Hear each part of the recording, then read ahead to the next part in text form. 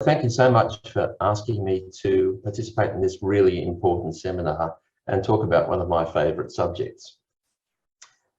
So, Tim has alluded to the fact that smoking is the leading preventable cause of death in the world, and it kills 8 million people every year.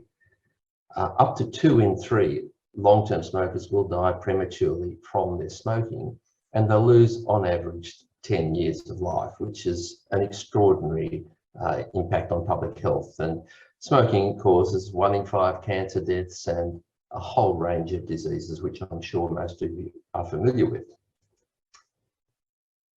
The fact is, though, that most smokers really actually do want to quit, and most try repeatedly to quit and unfortunately repeatedly fail. And in my work as a tobacco treatment specialist, I've found that very frustrating. The success rates are low, extremely low when people try on their own, but even with the best medications in clinical trials, 85% of smokers will fail. So it's very challenging for smokers to actually succeed with quitting. Quitting is certainly our preferred choice. It's always the preferred option. But for those who can't quit, who are continuing to be at risk of smoking-related illness and death, we have now tobacco harm reduction. And this is basically about reducing the harm in smokers who are otherwise going to continue to smoke, who are unable or unwilling to quit. It's not about eliminating harm, but it's about reducing harm, and the products I'm going to talk about do dramatically reduce harm. And the principle here is replacing high-risk combustible products that burn tobacco, such as cigarettes and pipes, with lower-risk non-combustible alternatives. Because we know that almost all of the harm from smoking is from burning tobacco. So it's the 7,000 chemicals and toxins that are created when tobacco is burned that do most of the damage. Now, all of these products have no combustion. There is no smoke. So clearly the risk to health is dramatically reduced. Quitting harm reduction is an established strategy in drug use generally, and we use it in things like methadone for heroin users, people who use street heroin, who just can't quit, switch to methadone and dramatically reduce the harm and risks from that behaviour. I wanted to just make one point that nicotine, although it's addictive, is relatively benign, and a wide range of leading international organisations have accepted that.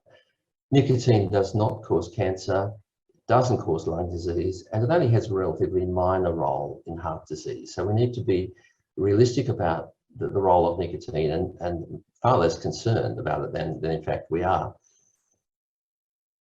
What's also important is the risk continuum of nicotine replacement products. So what this graph shows is on the right of the graph, we have all the combustible products which are very high risk. 燃烧式的烟品，它们是高风险，这些就像是水烟啊、纸烟等等。旁边有所谓的电子烟，还有其他尼古丁的替代疗法，这些是不燃烧的产品。而烟草减害的目的就是让大家不要使用高风险产品，而改用低风险产品。最后呢，希望他们能够戒烟。当然，戒烟对某些人来说相当困难，但有些人的确可以成功戒烟。那接下来我们就来看烟草减害的各类产品，有所谓电子烟。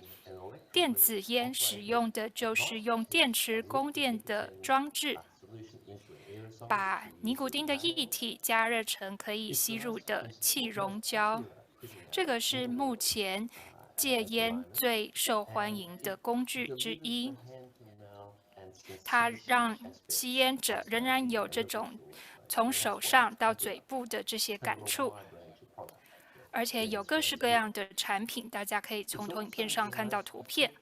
除此之外，它也是最 the UK showed that e-cigarettes, when compared to other studies of other products such as varenicline, which isn't available, nicotine replacement products, and Zyban or bupropion, was the most effective agent.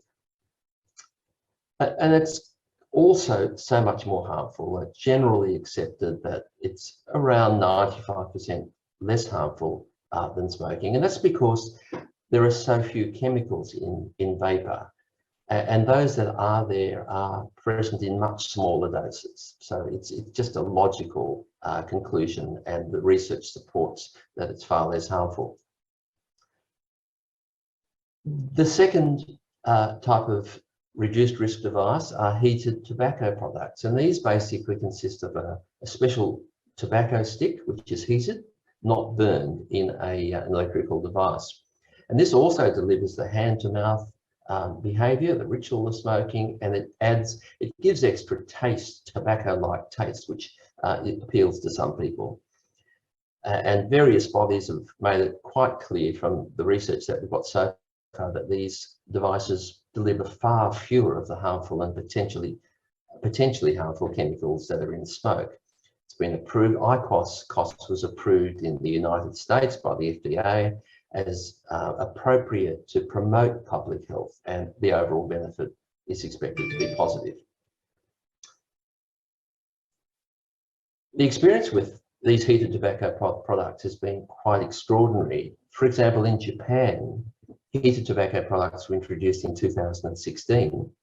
Cigarette sales have fallen by an unprecedented 42% since that time, which is really an extraordinary drop.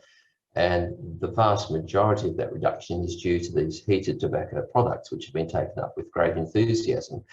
But these products are spreading rapidly around the world. IQOS in particular is available in 70 markets and is spreading to other countries. The third product is Swedish snus, which is popular in Sweden and Norway, and that's a finely ground form of moist tobacco in a little pouch, which is specially treated to remove some of the carcinogens. It's placed under the upper lip and delivers nicotine much like a cigarette, although not as quickly. And it's been shown in numerous studies to have minimal long-term health effects. But what is really important is that when this is taken up in a population like in Sweden, the smoking rates plummet. Sweden has the lowest smoking rate in the EU, and it also has the lowest rate of smoking-related illness in the EU based on that high uptake of snus. And finally, more recently, we have nicotine pouches, which consist of pharmaceutical-grade nicotine in a cellulose matrix within a little pouch that also goes up under the upper lip. There's no tobacco. There are a range of other products that go in that to fill the pouch up, and it delivers a satisfactory dose of nicotine for smokers, a good dose, in fact, a high level of nicotine, which the smokers need, and the levels of toxicants are probably even lower than Swedish snus, so it's a much safer product. So finally, I just wanted to conclude by saying, just reminding you that nicotine, reducing harm for smokers who will continue to smoke in any case, is the whole purpose of tobacco harm reduction. For the smokers who can't quit or just don't want to quit smoking or nicotine. So what we're doing is we're replacing the combustible products with non-combustible nicotine or tobacco products. And these deliver the nicotine, which is what smokers are looking for, but without most of the toxic chemicals. These are effective quitting aids, and they can be used long-term. So ideally, smokers who switch to these products will quit long-term. And either way, they have dramatic improvements in health. Thank you.